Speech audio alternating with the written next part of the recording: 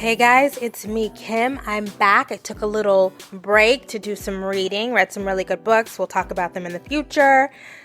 But for right now, I wanted to talk about something I missed while I was away. So I've spent a lot of time talking about white women recently. It's quite annoying.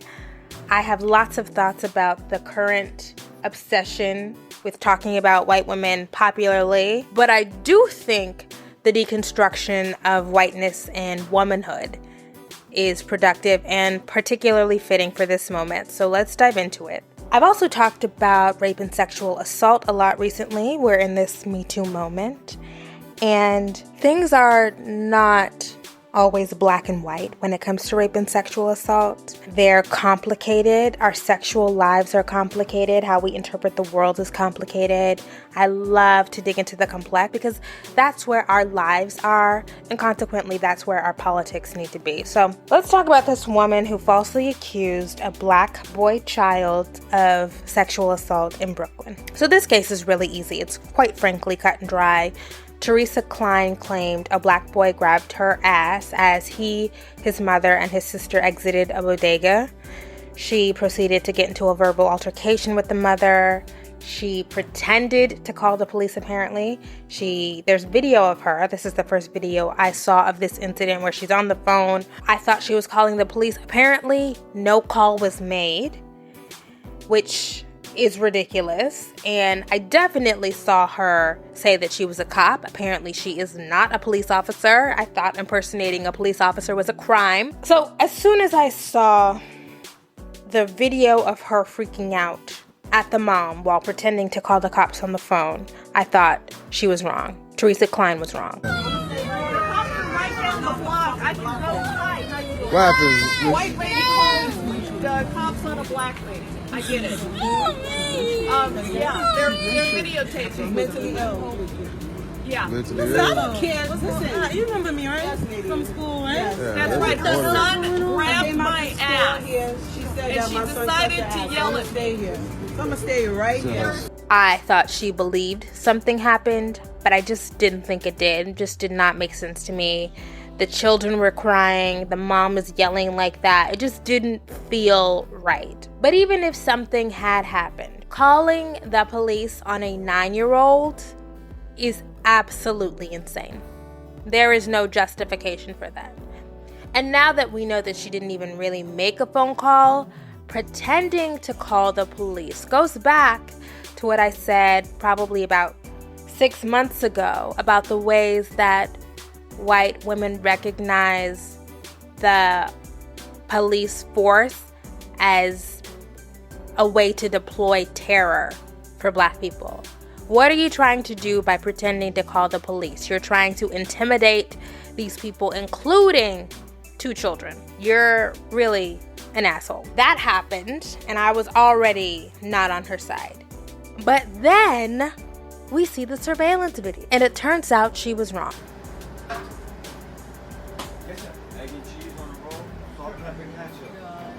The accusations that she threw out against this boy were completely false. She deserves every single consequence that comes her way because this boy did not touch her as he was walking out of the store. His backpack touched her. And it is gross that she doubled down repeatedly. Now, eventually, she took it back and said that she was wrong.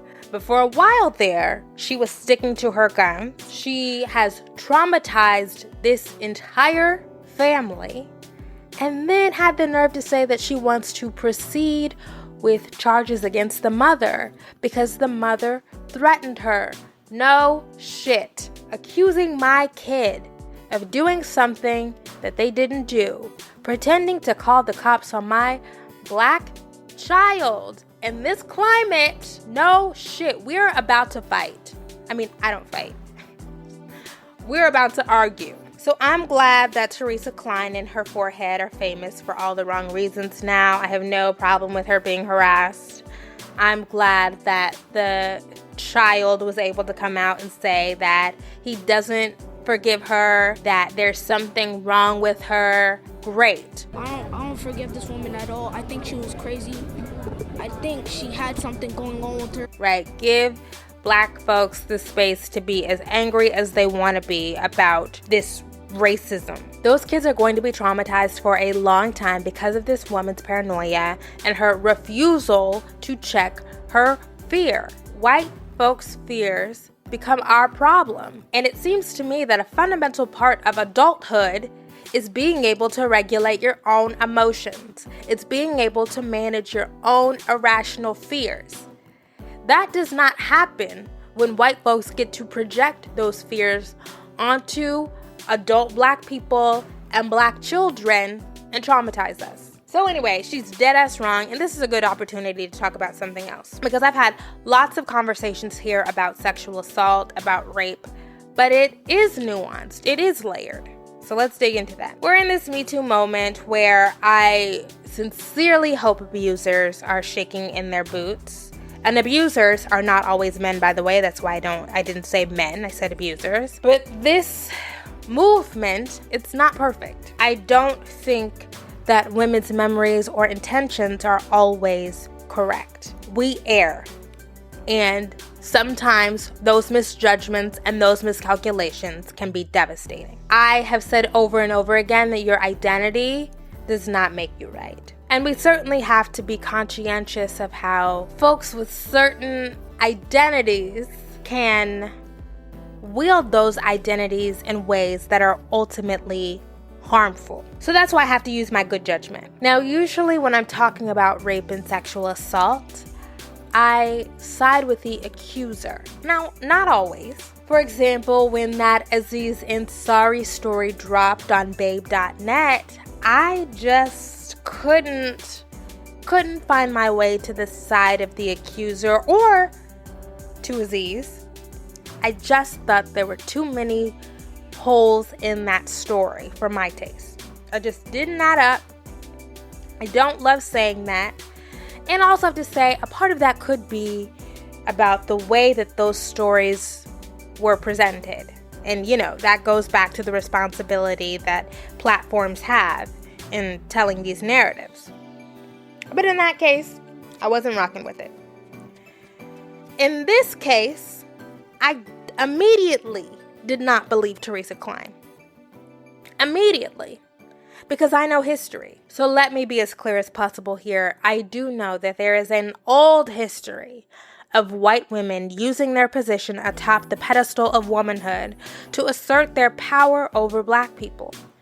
White women can claim sexual assault against black men, and the instinct to protect their virtue becomes of prime importance. Now, I'm talking about the societal instinct.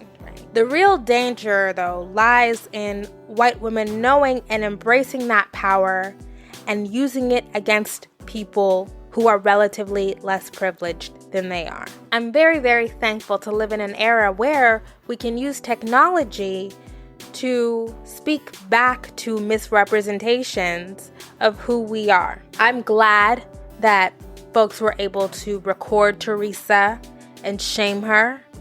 I'm glad that we had surveillance video to negate her story, because otherwise this is in a much different way. So I'm glad now that we had the opportunity to shame this woman, to find out her name, to blast her all across the internet, all across local news stations, because she should be ashamed. And I believe in the power of shaming. When we're talking about rape, it's tempting to embrace hard and fast rules. And I do not turn off my analytical brain, but I can be very honest and say my instinct is to go with the accuser 99% of the time. So I can certainly fall into the trap of that black and white binary thinking, though I try to check myself on it. I want to move more toward the gray and the messiness. But I am always looking at all of the factors all the time. I know that black feminists, particularly when we come out against black men who have raped or assaulted or abused, we get accused of being handmaidens for white women's feminism or white supremacy, when that is not the case. We certainly have the ability to be thoughtful and to deconstruct these things. I do believe victims, because there are just not enough compelling incentives to having been the victim of violence and saying so publicly. They just don't, it just doesn't exist. But I don't turn my brain off. I don't. So it's always really critical to be in analytical mode. That's why I be trying to say, do your reading, think critically, be very serious about that stuff, because it is all working all the time. I'm glad that Teresa Klein is on the Summer Jam screen. I'm glad her name is Dust. Thank goodness. I think that we need to be doling out more and more repercussions for people who do this. Otherwise, there needs to be consequences for trying to enact that kind of terror on Black kids. Anyway, guys, that's all I have to say about that. Like, share, subscribe. Join us on Patreon, where we do fun things.